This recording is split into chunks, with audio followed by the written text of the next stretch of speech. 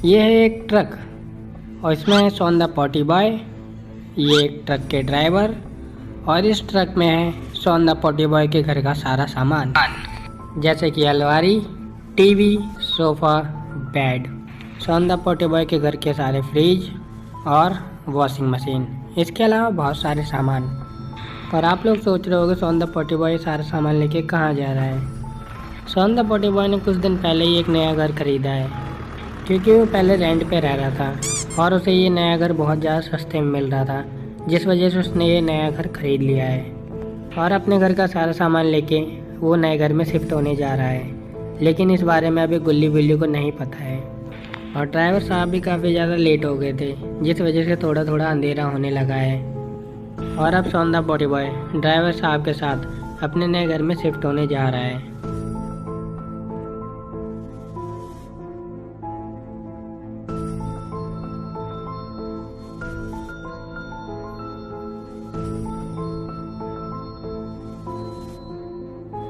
थोड़ी देर बाद सोन द पॉटी बॉय ड्राइवर साहब के साथ अपने नए घर की तरफ आ जाता है और 1 घंटे बाद वो अपना सारा सामान अपने घर में शिफ्ट कर लेता है। ये घर देखने में अंदर से काफ़ी ज़्यादा सुंदर है और बहुत ही ज़्यादा अच्छा लग रहा है। और अंदर आने के बाद तो सोन द पॉटी बॉय बहुत ज़्यादा खुश हो गया है, क्योंकि ये वाला घर इसे बहुत ज़्यादा सस्ते में मिल गया है। लेकिन ये नहीं जानता कि ये घर इसे सस्ते में क्यों मिला है। और सोन द पॉटी बॉय को अपना दिमाग लगाना चाहिए कि इतना अच्छा घर उसे सस्ते में क्यों मिला, कुछ ना कुछ तो गड़बड़ जरूर होगी। और इस गड़बड़ के बारे में सोन द पॉटी बॉय को बाद में पता चलेगा। फिर सोन द पॉटी बॉय वहीं सोफे पे बैठ जाता है और टीवी चला के देखने लगता है।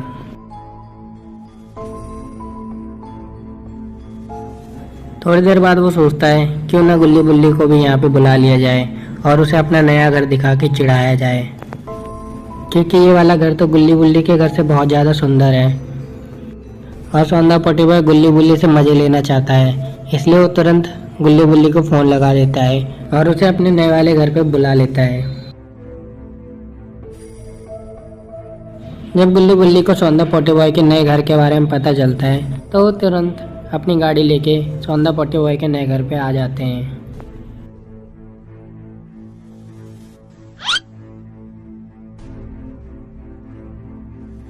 गुल्ली और बुल्ली दोनों घर के अंदर आ गए हैं और वो घर का नज़ारा देख रहे हैं, तो उन्हें काफ़ी ज़्यादा अच्छा लग रहा है। फिर गुल्ली बोलता है, अरे वाह सोन द पॉटी बॉय, तुमने तो बहुत मस्त घर खरीदा है और ये घर तो लगता है कई करोड़ों का होगा, तुम्हारे पास इतने पैसे कैसे आए। सोन द पॉटी बॉय कहता है, अरे बड़ू अपन के पास बहुत पैसा है बड़ू, अपने पास तो नोटों की गड्डी है गड्डी, ये घर क्या ऐसे 4 घर खरीद सकता हूँ बड़ू, टेंशन नहीं लेने का बड़ू, टेंशन नहीं लेने का। बुल्ली समझ जाता है कि सोन द पॉटी बॉय लंबी लंबी फेंक रहा है। फिर बुल्ली कहता है, रुक अभी इनकम टैक्स वाले को फ़ोन करता हूँ, बहुत पैसा है ना तेरे पास। फिर सोन द पॉटी बॉय कहता है, अरे नहीं भाई सॉरी भाई, मजाक कर रहा था मैं तो। अरे भाई ये वाला घर तो मुझे ऐसे ही सस्ते में मिल गया था, इसलिए मैंने ले लिया। फिर बुल्ली बोलता है, ये घर तो काफ़ी महंगा है, फिर तुम्हें सस्ते में कैसे मिल गया, ज़रूर इसमें कोई ना कोई गड़बड़ है। फिर सोन द पॉटी बॉय कहता है, अरे भाई कहाँ तुम टेंशन ले रहे हो, गड़बड़ गड़बड़ सोच रहे हो, अरे नया घर है, पार्टी करो, टीवी देखेंगे, फिर आराम से मस्ती करेंगे, फिर आराम से एसी में टांगे फैला के सोएंगे। यार कहाँ तुम टेंशन ले रहे हो, चलो आके आराम से टीवी देखते हैं। इतना कहने के बाद तीनों सोफे पे बैठ जाते हैं और टीवी देखने लगते हैं। लेकिन इन तीनों को नहीं पता कि इस घर के एक कमरे में एक बहुत डरावनी चुड़ैल रहती है और इस चुड़ैल की वजह से ही ये घर सोन द पॉटी बॉय को इतने सस्ते में मिल पाया है। और थोड़ी देर बाद ही इन तीनों को पता चलने वाला है कि इस सस्ते घर में रहने का क्या अंजाम हो सकता है।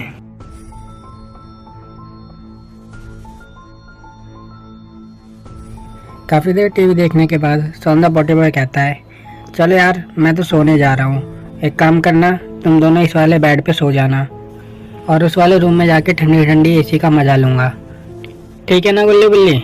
फिर बुल्ली कहता है, ठीक है सोन द पॉटी बॉय, तुम जाके सो जाओ, हम दोनों थोड़ी देर और टीवी देखेंगे क्योंकि बहुत बढ़िया एपिसोड आ रहा है और उसके बाद हम दोनों सोएंगे। सोन द पॉटी बॉय कहता है, ठीक है जैसे तुम्हारी मर्जी, मैं तो जा रहा हूँ सोने, मुझे तो बहुत तेज नींद आ रही है। इतना कह के सोन द पॉटी बॉय वहाँ से उठ जाता है और दूसरे वाले कमरे की तरफ चला जाता है।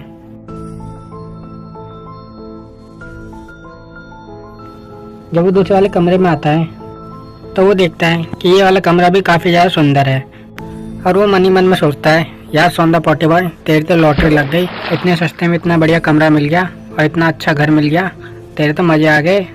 फिर उसकी नज़र सामने दीवार पे पड़ती है और वो दीवार पे चुड़ैल वाली फ़ोटो देख लेता है। फिर वो सोचता है, अरे ये तो फ़ोटो ही है, कोई डरने वाली बात नहीं है, और इतना कहने के बाद बेड पे जाके सो जाता है। थोड़ी देर बाद उसे डरावनी आवाज़ें सुनाई देने लगती है।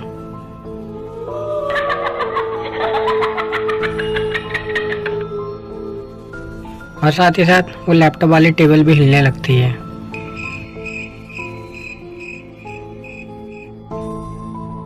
ये सारी आवाज़ सुनने के बाद सौंदा पोटी बॉय तुरंत उठता है और उस लैपटॉप वाली टेबल के पास जाता है।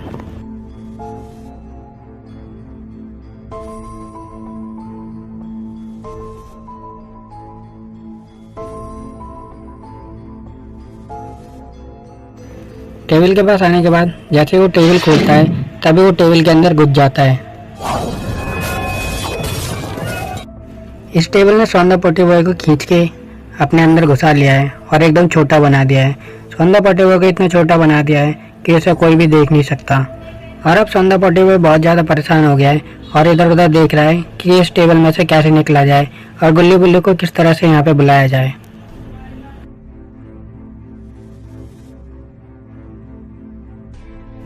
थोड़ी देर बाद वो टेबल का दरवाज़ा बंद हो जाता है और सौंदा पोटी बॉय उसके अंदर ही रह जाता है।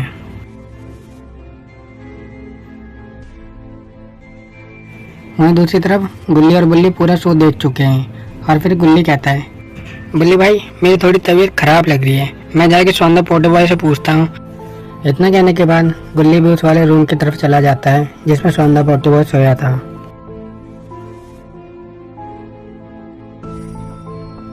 जैसे गुल्ली रूम के अंदर आता है तो उसे रूम के अंदर कुछ अजीब गरीब सा लगता है, लेकिन उसे कुछ समझ में नहीं आता। फिर वो इधर उधर सौंदा पोटी बॉय का देखता है, लेकिन सौंदा पोटी बॉय गुल्ली को कहीं भी दिखाई नहीं देता। फिर उसकी नज़र उसी लैपटॉप वाली टेबल पर पड़ती है और वो सोचता है शायद इस टेबल के अंदर कोई मेडिसिन पड़ी हो, और वो उस टेबल के पास चला जाता है।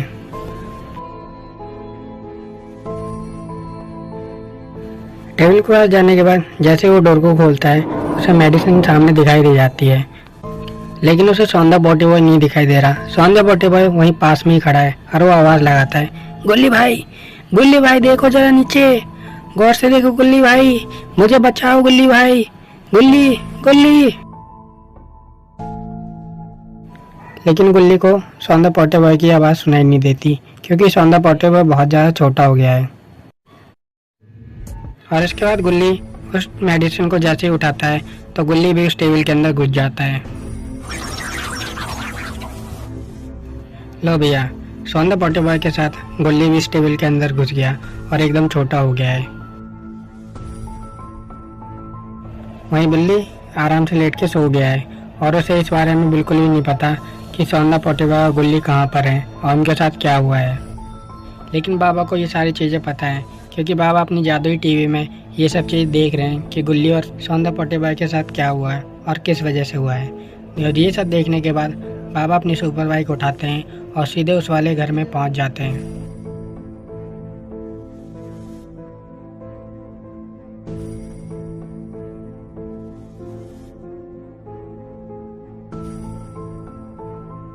वहां पर पहुंचने के बाद बाबा आवाज़ लगाते हैं, बुल्ली तुम जल्दी से नीचे आ जाओ क्योंकि उस वाले घर में एक चुड़ैल रहती है, और तुमने बिल्कुल भी देरी की तो वो चुड़ैल भी तुम्हें छोटा बना के अपनी टेबल के अंदर घुसा लेगी। जल्दी बुल्ली नीचे आ जाओ।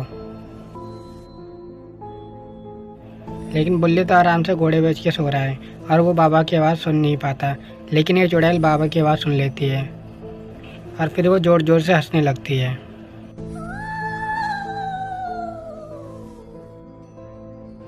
इसके बाद वो जादुई चुड़ैल अपनी जादुई शक्ति से बाबा को भी खींच लेती है और खींच के उस टेबल के अंदर घुसा देती है।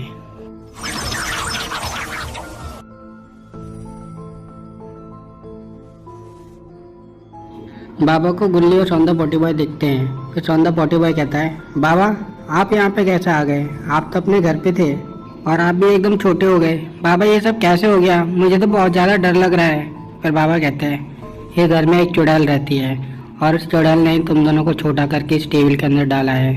और मैं तो जानबूझ के इस टेबल के अंदर आया हूँ ताकि मैं तुम दोनों को बाहर ले जा सकूँ, और तुम दोनों को डरने की बिल्कुल भी ज़रूरत नहीं है। तुम दोनों एक काम करो, मेरा हाथ जोर से पकड़ लो, इसके बाद मैं उड़ के तुम दोनों को इससे बाहर निकालता हूँ। ये बात सुन के गुल्ली और सौंदा पोटी बॉय बाबा का हाथ पकड़ लेते हैं। फिर बाबा तुरंत उड़ने लगते हैं। बाबा के साथ साथ गुल्ली और सौंदा पोटी बॉय भी उड़ने लगता है। जैसे ही बाबा टेबल से बाहर निकलने को होते हैं तभी टेबल का दरवाज़ा बंद हो जाता है और गुल्ली, सौंदा पोटी बॉय और बाबा ये तीनों टेबल के अंदर ही रह जाते हैं, बाहर नहीं निकल पाते। इसके बाद वो चुड़ैल हंसते हुए कहती है तुमने क्या समझा था कि तुम लोग इससे बाहर निकल पाओगे? मेरे आगे तुम्हारी ताकत बिल्कुल भी नहीं चलेगी। तुम चाहे कितने भी ताकतवर हो, लेकिन मेरे घर में मेरे से ज़्यादा ताकतवर कोई नहीं है। फिर बाबा गुस्से में कहते हैं देख चुड़ैल, मैं बस गुल्ली और सौंदा पोटी बॉय को बचाने के लिए आया हूँ, और इन दोनों को बचा के मुझे यहाँ से निकल जाने दे। मैं तेरे को छोड़ दूंगा। अगर मेरा गुस्सा आ गया तो तुझे नहीं पता मैं तेरे साथ क्या क्या कर सकता हूँ। फिर वो चुड़ैल कहती है मुझे धमकी देता है, देख मैं तेरे साथ अभी क्या क्या करूँगी। बाबा कहते हैं तू क्या करेगी मेरे साथ, देख मैं क्या करता हूँ तेरे साथ। फिर बाबा अपनी जादुई शक्ति से एक भाला निकालते हैं।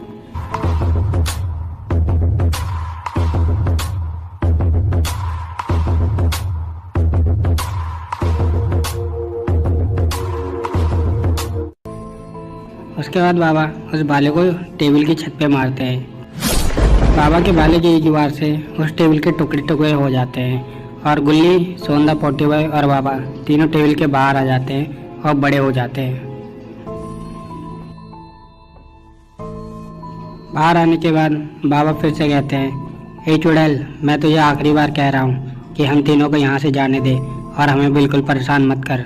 मैं नहीं चाहता कि मैं किसी लेडीज़ पे हाथ उठाऊँ या किसी लेडीज़ को परेशान करूं, इसलिए मैं तुझे छोड़ना चाहता हूं। अगर तू मुझे नहीं जाने देगी तो मैं भूल जाऊंगा कि तू एक लेडीज़ है और फिर मुझे कुछ ना कुछ करना पड़ेगा। तब वो चुड़ैल कहती है तुमने टेबल क्या तोड़ दी? तुम अपने आप को ज़्यादा ताकतवर समझते हो? अभी देखो मैं तुम्हारे साथ और क्या करती हूँ। बस फिर क्या था, ये बात सुनते ही बाबा को गुस्सा आ जाता है। इसके बाद बाबा अपने भाले से उस चुड़ैल की तस्वीर पे वार कर देते हैं और दोनों उस तस्वीरों को तोड़ देते हैं। बाबा का भाला मारते ही उस चुड़ैल की आत्मा भाले के अंदर घुस जाती है और तड़पने लगती है। फिर वो चुड़ैल कहती है बचाओ मुझे, बचाओ मुझे, बाहर निकालो। बाबा कहते हैं मैंने तुझे मना किया था कि हम तीनों को जाने दे, हम तीनों को परेशान मत कर। अब तेरी आत्मा हमेशा के लिए इस भाले के अंदर ही रहेगी और तुझे तेरे कर्मों की सज़ा मिलेगी, जा। इतना कहने के बाद बाबा सौंदा पोटी बॉय गुल्ली को उड़ाते हुए उस घर के बाहर ले आते हैं।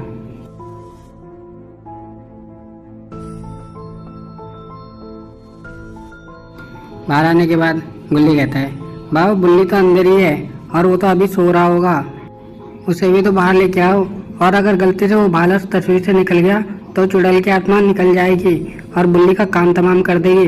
बाबा बुल्ली को बचाओ ना। फिर बाबा कहते हैं मेरे होते हुए तुम्हें चिंता करने की बिल्कुल भी ज़रूरत नहीं है, और रही बात बुल्ली की, लो अभी लाता हूँ बाहर। फिर बाबा अपने मैजिकल पावर से बुल्ली को जादू से बाहर लेके आते हैं।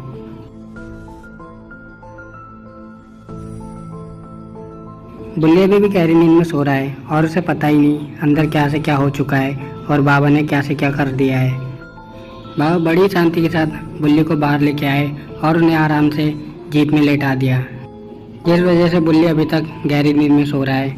इसके बाद सौंदा पोटी बॉय कहते हैं बाबा आपने उस चुड़ैल की आत्मा को भाले के अंदर तो बंद कर दिया, लेकिन अगर वो भाला निकल गया तो चुड़ैल की आत्मा फिर से बाहर आ जाएगी और फिर से लोगों को परेशान करेगी।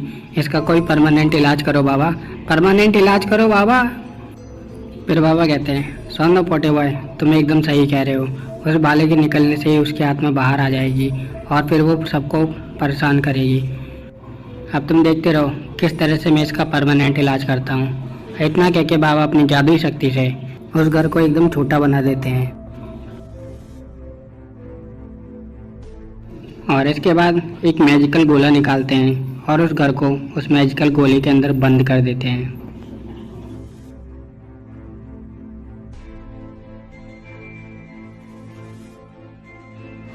इसके बाद बाबा कहते हैं, मैंने इस भूतिया घर को इस मैजिकल गोले के अंदर बंद कर दिया है और अब मैं इसे अपने घर पे ले जाऊंगा और अपनी टीवी के ऊपर रख दूंगा और आराम से मज़े से देखता रहूँगा। जब तक ये भूतिया घर मेरे घर के अंदर रहेगा तब तक किसी को डरने की ज़रूरत नहीं है। अब तुम एक काम करो, तुम लोग अपने अपने घर जाओ और मैं भी जाता हूँ इस भूतिया घर का सही से इंतज़ाम करता हूँ। और ये सब कहने के बाद बाबा उस भूतिया घर को लेके अपनी सुपर बाइक पे बैठ जाते हैं और अपने घर की तरफ निकल जाते हैं।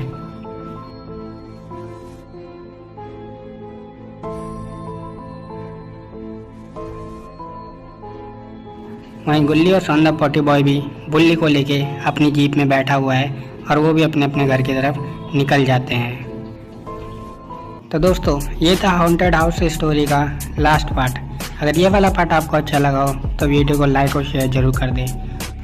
और अब जल्दी मिलते हैं एक नए धमाकेदार स्टोरी में। तब तक के लिए बाय बाय।